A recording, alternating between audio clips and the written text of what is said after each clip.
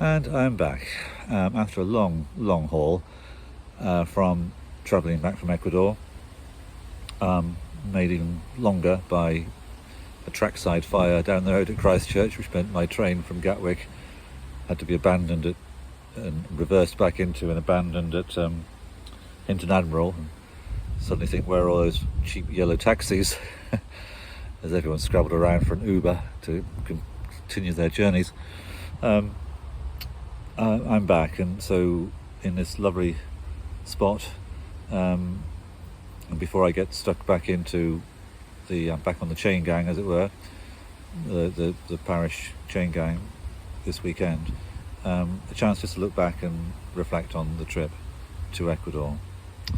I did find it quite challenging the first week or two, and that was partly because I think it was a bit hotter than I had experienced before. I was in Guayaquil, which is always a bit hot and polluted. I wasn't very well. I had a horrible cold, which when the temperatures are in the low to mid 30s is particularly uncomfortable. Perhaps most of all because of the change in the security climate, the wave of crisis of delinquencia, they call it, crime.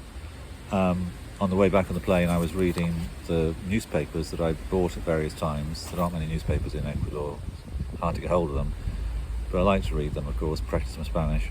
So I did read them on the way back from Ecuador. I had plenty of time on the plane. I'm kind of glad I didn't read them when I was there. Of course, being newspapers, they do catalogue the bad news, but there is a lot of bad news to catalogue. I mean, a lot of really awful killings, robberies, kidnaps, blackmail, extortion, you name it. There's various reasons for it. There's the economy's taken a nosedive from COVID, I think, very largely. It was very badly affected by COVID in a society where a lot of people don't have proper jobs, just casual, whatever they can do, and where an awful lot of people get by selling stuff on the streets. When that's all taken away for a year or more, you can imagine what it's like. Also, a big wave of immigration from Venezuela, and I guess the nature of this means that the people who end up in Ecuador from Venezuela are likely to be ones with absolutely nothing, and some of them will bring a bit of a record anyway. So, but even if they don't, and they've got nothing and perhaps no legal papers, then of course there's very liable to fall into crime. So I don't think it's just prejudice on the part of Ecuadorians, who many of them, mentioned that as a factor causing problems in Ecuador. But whatever the explanation, it meant that the atmosphere was changed. People's anxiety is much greater. Of course, mine was, and it meant just literally, physically, I felt a bit imprisoned at times, because just going out, exploring, wandering, talking to people, walking places rather than having to catch the taxi was made more difficult. Having said all that, I think I'll come to the end of this little talk and say that, well, I felt I fell in love with Ecuador again by the end of the 5 weeks. The church I'd mentioned before, and its poverty, and yet also paradoxically the fact that the bishop, when he visits Venezuela, and me tagging along, we ended up in luxury hotels and quite nice restaurants, as opposed to the sort of $2 almuerzos and sleeping in vestries and on people's floors elsewhere. The explanation for that really is that those Ecuador, its two dioceses, and other countries around, Colombia, Venezuela, Puerto Rico, I think one or two others, the Anglican churches in those countries form part of the 9th province of the USA Episcopal, that is Anglican Church. So they have 8 provinces covering the whole of the USA, I guess, and they have a 9th extraterrestrial. Anyway, they have a 9th one that covers those dioceses that are outside the United States. And the Episcopal Church is fairly prosperous, and of course the bishops have to be treated equally. So the bishops are on probably the lower end of the bishop's salary scale, whatever that is. But even if it's the lower end, it's going to catapult them into, high earners by Ecuadorian standards. Now, to be fair to Padre Cristobal, the bishop of the diocese that I am familiar with, he's very much a man of the people. He's from a poor background. He's a common touch. People really like that in him. And he gives apparently half his salary back to the church. Sort of an informal thing. He has to receive it legally, but he then gives half of it back to the church. And that probably pays for 3 or 4 clergy's salaries. As I mentioned, they earn $460 a month, which is the minimum salary for people in official contracted employment.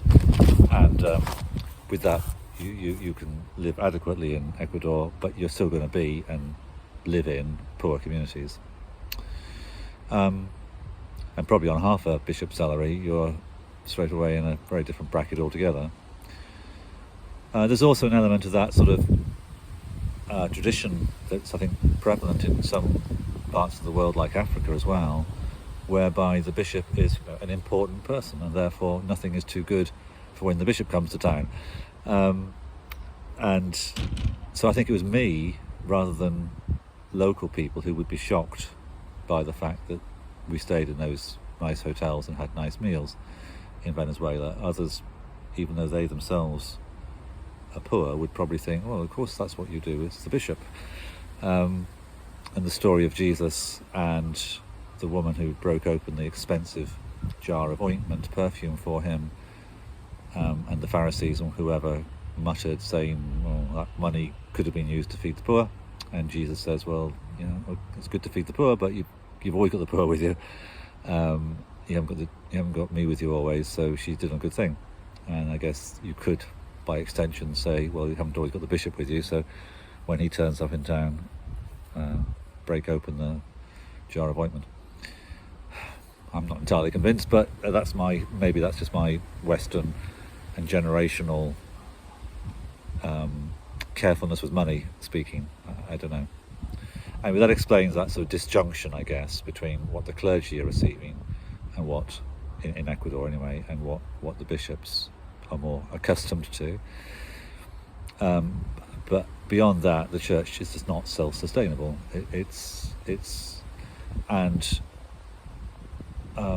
So whatever little we can support from time to time, and I think people here at Branksome, as in my previous parish, have been wonderful. People at the beer festival, it's a great amusement to Father Carlos that a fair amount of money that's helped him his projects there over the last couple of years has come from our selling raffle tickets at the Pool Beer Festival held in the church hall here. But having visited here, he now sees there is a culture of responsible drinking, which is rather different to what he's been accustomed to in Ecuador.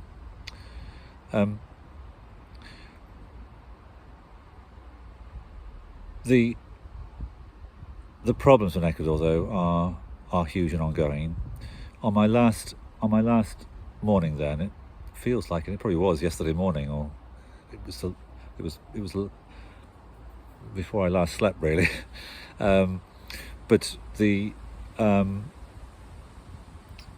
I visited a school. Now, it's a private school, not expensive. It costs, I think, $65 a month. And Carlos sends his 3 children there. Now, that's 3 times $65, plus getting them there and back, a couple of dollars a day on taxi fares. It's a lot of money from a small salary, and hence his wife has to do whatever she can to earn as well. And it's not that exclusive, really, but it does mean that most of those kids are going to be that much keener, more motivated, and their families equally more motivated. So it's probably quite a grade above maybe the usual local state school there. But still very much, you know, ordinary kids really from the area, and about 35 or more in a class, so not quite like your sort of Eton or somewhere. But so I was talking about England and the contrast between here and Ecuador and so forth. But then I asked them, I said, you know, how do you feel about Ecuador and the future and your part in it? And they all just echoed, you know, just said, we want to emigrate. These are 14-year-olds.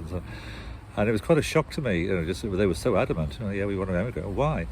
Well, the economy, security, it's so dangerous, and you can't advance in your chosen profession so well.